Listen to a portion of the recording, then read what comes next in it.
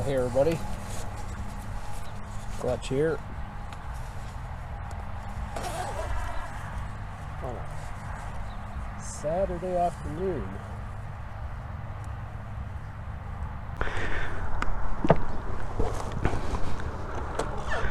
Gonna do a little late afternoon riding. It's normally not my forte, but well, this morning it was wet and cold. Whoop, hold on. And then it kind of dried out enough where I could pull off mowing the lawn today. And then it's like, well, got some time, maybe let's try to do a ride. So that's what we're doing. And we're also trying out a new action camera. So I kind of want to deconflicting that, seeing how it goes.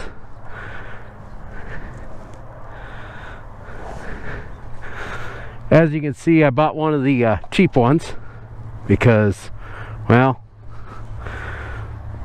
I'm in a one GoPro household. What can I say? And I think GoPros are a little expensive, but hey, you know, that's part of the deal. Actually, you know what, let's go this way. Also, I forgot to plug my radio in too, so maybe we'll do that real quick. Dang, I'm just all out of sorts today. That's okay. Plug us in here.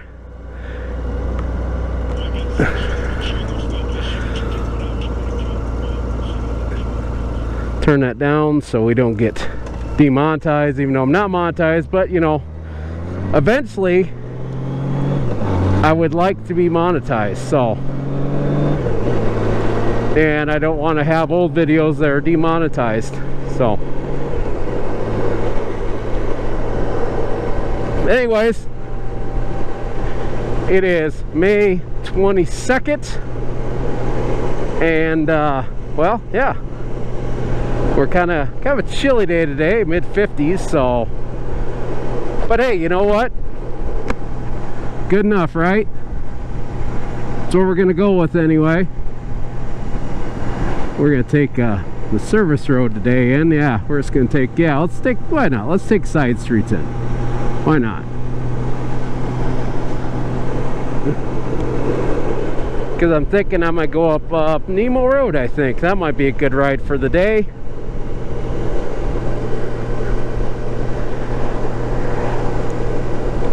Let me know in the comments so far what you think of having this frontward camera. Maybe any suggestions, whatever. I don't know, it might be superimposed way up on my head, but you know, I don't know, like I said, something cool to do, something different. We'll see how the video goes. I'm probably going to experiment with putting this one in various other locations on the bike eventually. Maybe put something up on the crash bar or something like that. I'm actually thinking for some of my favorite rides episode, I can guarantee they want too much for that pickup because it's a used vehicle right now.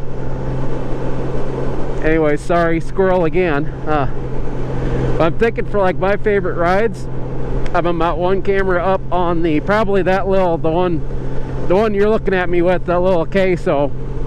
I'm probably gonna mount that one up on the crash bars, and so we have a little different angle going through. Either that, or I don't know, maybe we'll stick another mount on my helmet. I'll have a 2-camera helmet, or maybe we'll mount it somewhere on the bars on the back or something. Either way, I might kind of experiment with it a little bit. And why'd I go with this AKASO instead of, I think, I don't know, that's why, I don't know if that's how it's pronounced, but why'd I go with that? Well, here's the thing. It was 55 bucks. I bought it with a memory card, and it was, let's see, it was 70 bucks for a memory card, for a memory card and the camera. And with the camera, you get they're not waterproof or anything, so you get a waterproof case. You get a couple other mounts. You get 2 batteries instead of just one, like GoPro. And I thought, you know what? I wanted something better facing me than just my phone like I'd used before. So I thought, you know what? Heck with it. Let's get this little cheapy one and just see how it goes. And you know what, in the end, it's basically so we can get a few shots of, you know, maybe me, like, you know, you looking at my face or something like that.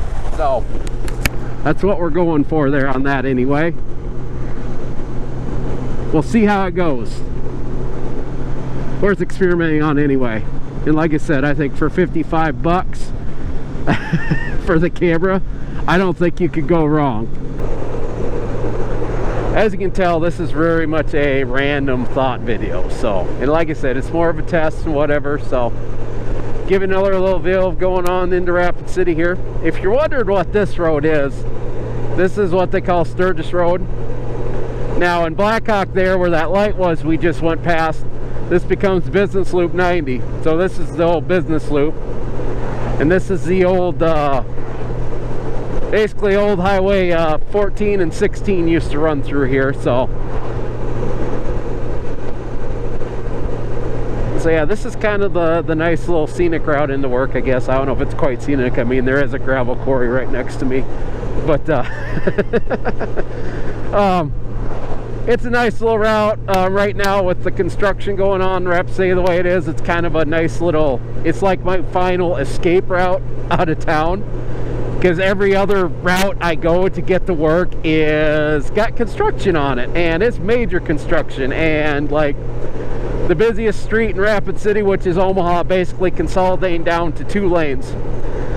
And probably the busiest, I would say probably busiest feeder street in Rapid City, which is Deadwood Avenue. For those of you who've been to the Rapid City, the Pilot truck stop, that's Deadwood Avenue. So you got the busiest street in Rapid City and you got the busiest feeder in Rapid City. Both those reduced down to 1 lane. And let me tell you, at 5 o'clock at night, it's a disaster. Now, granted, if you live in a bigger city, I understand. We have no idea what traffic is. Trust me, I've driven truck, drove cars in enough big cities to know we still don't have jack for traffic. But the thing with Rapid City is, to get across what we call the gap in town, basically Rapid City is built on the side of, basically there's kind of a nice little ridge that goes through town. And there's a little spot right in the middle that's called the gap. And that's the only way through town. There's only 2 streets that go through there, Omaha and West Main. So, for the most part, a good majority of the people that got to get to the east side of Rapid City come in on Deadwood Avenue and go that way. Now, granted, you can cross it with the interstate, but for whatever reason, people just love to drive in town in this town. The only thing that sucks about this route is this light we're coming up to is, for whatever reason, the city of Rapid cannot manage street lights to save their life. I don't understand why. It's not that hard, but for whatever reason, they, like one light, like this light coming up, it's got a pressure plate, or like that little plate you got set off, and this Goldwing will not set it off. But you have other lights, and this is the main road too, but you got other lights in this town that they'll have flashing in the middle of the night. So I don't understand why this one can't flash in the middle of the night. I'm pretty sure the dudes at Rapid City, when they determine, okay, how's this light going to be, I think they just, you know, make themselves blindfolded and they throw darts at a dartboard. I think that's how they determine it. Because what I have to do in the morning is I have to go down this Yieldway, and then I got to make a U-turn right there, and then I got to come up and with the cars. So it's ridiculous. It is absolutely ridiculous and stupid. But, you know, like I said, I don't get paid big bucks to make decisions on traffic in this town. And I can't say a lot about it. I mean, I do work for the federal government, so we talk about stupid stuff all the time. Well, I can assure you from the inside perspective, the government is no different. And yes, but, you know, it was what it is.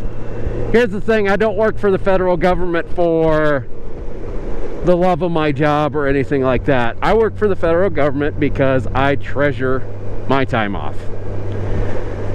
And working for the federal government gives me phenomenal benefits for time off wise. I mean, I get 6 hours off every pay period. You start off with 4 hours off every 2-week pay period. So 6 hours off every pay period, that's just regular leave. Then I get an additional 4 hours every pay period for sick leave, which you can use for being sick. You can use for any, really damn near anything. You know, sick leave, you know, if someone dies, taking care of yourself, taking care of a kid, taking care of your spouse, taking care of a relative. I mean, it's pretty liberal with the leave policies. And I also work 4 days a week, so we do a 4-10 scheduling, meaning I get a 3-day weekend every weekend. So that's the biggest reason why I stay with the federal government. And yeah, the retirement's nice, and yeah, you got decent and pretty good insurance too, and all that stuff. But here's the thing, that's all nice and good, but for me, it's all about that time off. So this road right here, this is Nemo Road. If you're wondering, in Rapid City, essentially this is Omaha Street eventually becomes this. Omaha Street becomes West Chicago at, well, that cluster right now where the construction is. And then it's West Chicago pretty much all through Rapid City, and then it becomes Nemo Road out here. And this is, well, it's called Nemo Road because it's the way to Nemo, South Dakota. So there you go, pretty simple, right?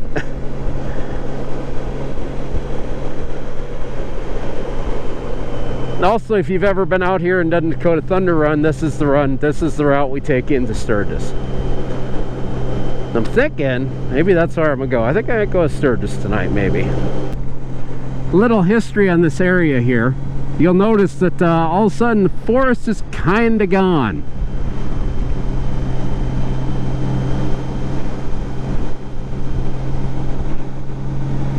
So first of all, you'll see this little part up here where it's nice and green right here on the hill that's empty. Well, so there was another fire that just happened here, would have been back right at the beginning of March, that burned this down.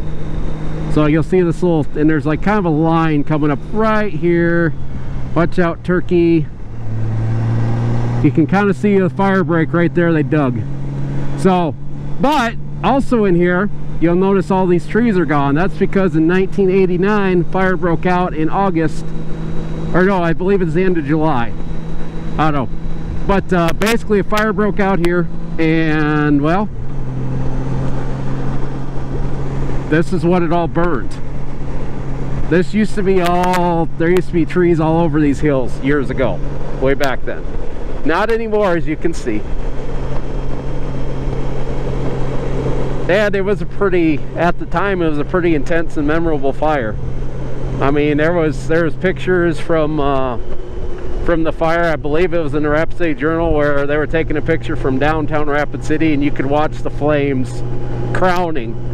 Like the fire was crowning, and you could see it from downtown Rapid City, because we're only probably, I want to say 5 miles, or no, maybe like 4 miles from downtown Rapid City at this point. So, and then that other burn, that happened in March, and that one didn't really crown a lot, but that was a gnarly day, especially considering I worked just due west of where it broke out. So it was one of those, all of a sudden walked outside and there's just fire all over. You could see the plume and the smoke's blowing over us. The wind was blowing from the west. It's like, this could get bad, but then we didn't have to deal with it. And there was sadly there was one house that did get lost in that one, which is ironic because it made it through the Westbury Trails fire, and it did make it through this one. And I believe that was the only house lost. So unfortunately, that's kind of a fact of life when you live up here in the Black Hills.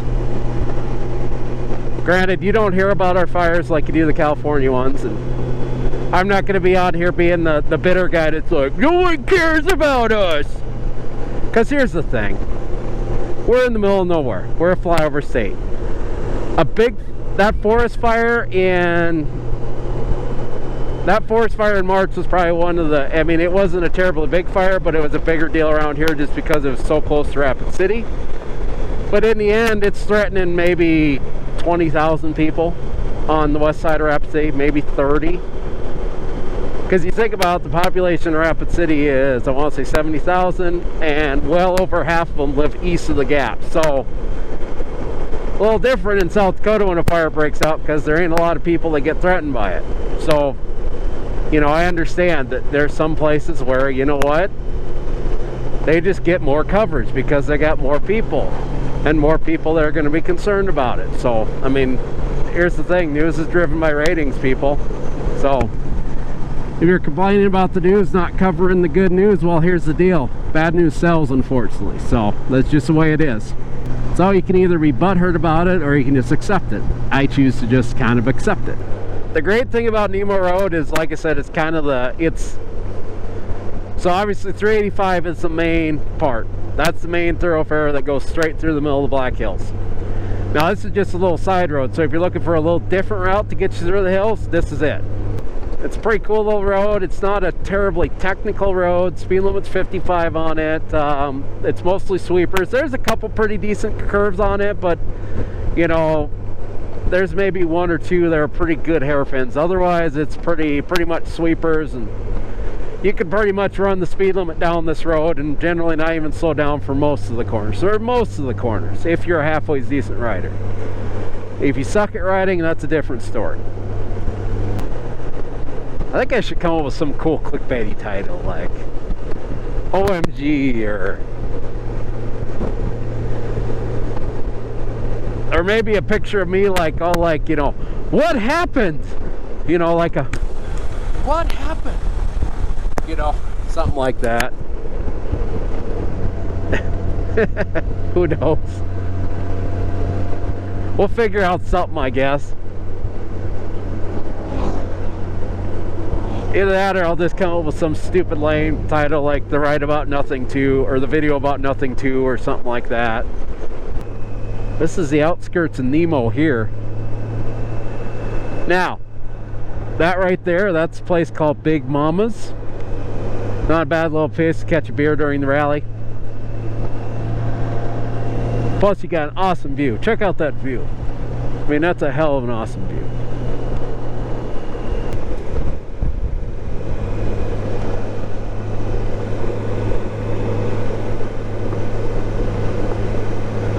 The four-wheeler people are having fun today out in the mud. That's one thing about Nemo. It's very much a it's kind of the four-wheeler destination of the hills.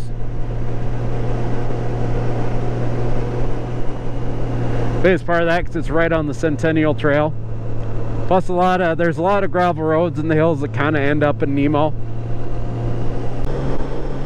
Well, I think I'm gonna stop the cameras for now. Well, we're back on. I decided I'm gonna change my mind. I was gonna stay and have something to eat, but in Sturgis, but I decided that maybe I shouldn't push my luck. I'd hate to go and have a couple beers at the Knuckle Brewing Company and then be done about 7, and then all of a sudden it's starting to rain, and I don't want to be one of those guys that you hear rushing home from the bar at night when the rain's coming, and they knew damn well rain was probably coming. So, but I am going to take you through Sturgis, so you get to see Sturgis. And I've done one of these videos before, kind of Sturgis, not during the rally, so we're going to try it again. Why not? And we're off. Off like I heard the turtles, as some old army sergeant used to tell me. Kind of weird. One thing, their waterproof case doesn't sit as well in the housing. But like I said, it's a $55 camera, so I can't get too upset about that.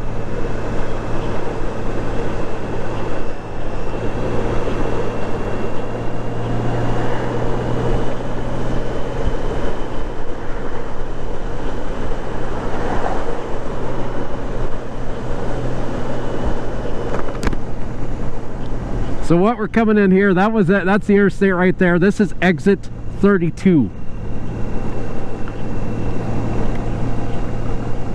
Chances are most of you that came from the east, you probably took this exit coming in. Although the great majority of people take exit 30, which is Zell. But if you want a quicker route to the campgrounds and not the not Rod Woodruff's gravel disaster, this is the way to come. And actually, if you stay with us here at the end of the summer before the rally, I plan on doing a video highlighting all the back roads in Sturgis.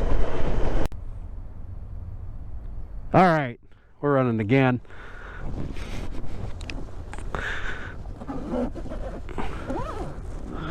Battery management always sucks. But that's okay, because we're up and running again. Alright, where were we? Oh yeah, I was taking you through Sturgis and I lost you. So we're going to try this again. Now we've come from the other side of town. That's okay. A little bit quicker route home anyway. So like I said before, I decided, yeah, maybe staying up here and having supper is not the best idea. So I'm going to take you a swing down Main Street here, or at least the main street you hear about.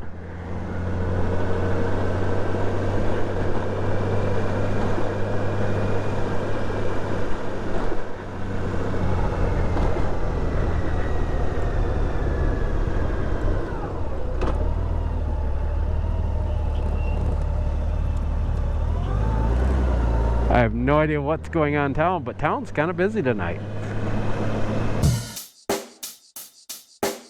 Check the mic and make sure it sound right, boys.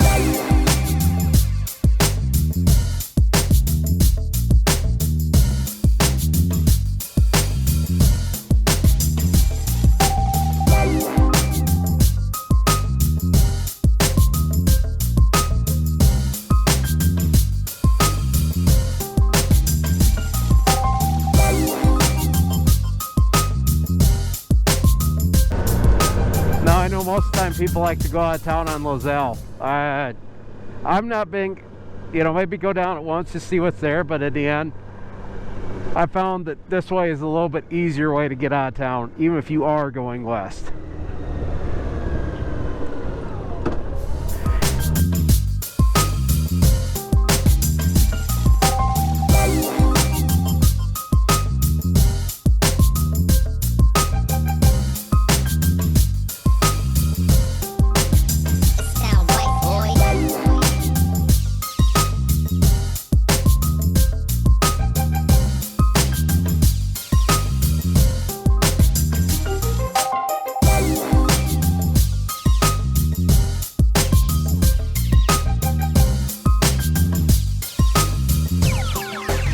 It sound right, boys.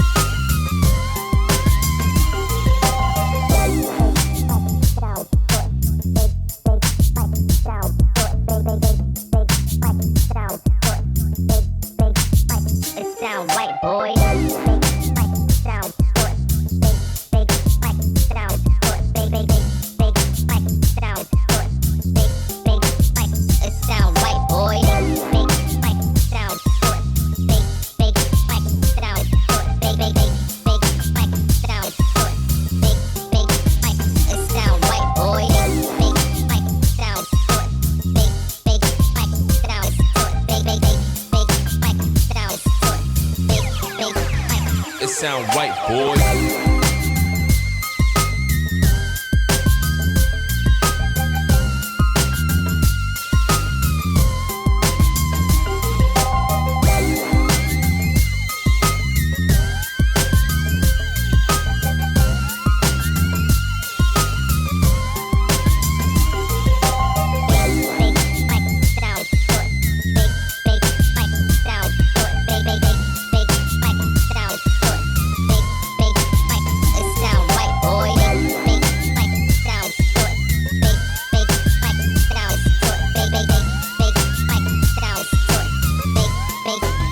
It sound right, boy. There you go. Thanks for stopping by. I'm Clutch. We'll see you next time. Well, and there you have it, ladies and gentlemen. Another banging video here from the Sodak motorcycle blog. Or maybe you think it sucks, I don't know, whatever. But anyways, I got more where that come from. I got 3 videos popping up on that screen right about now. So, and there's a various assortment of what's on there, so hopefully there's a video you like that's on there. If you already know you want to and you've already made it through this video, go ahead and click the subscribe button here on the bottom right. And if you're not convinced, check out those 3 videos and then hit subscribe.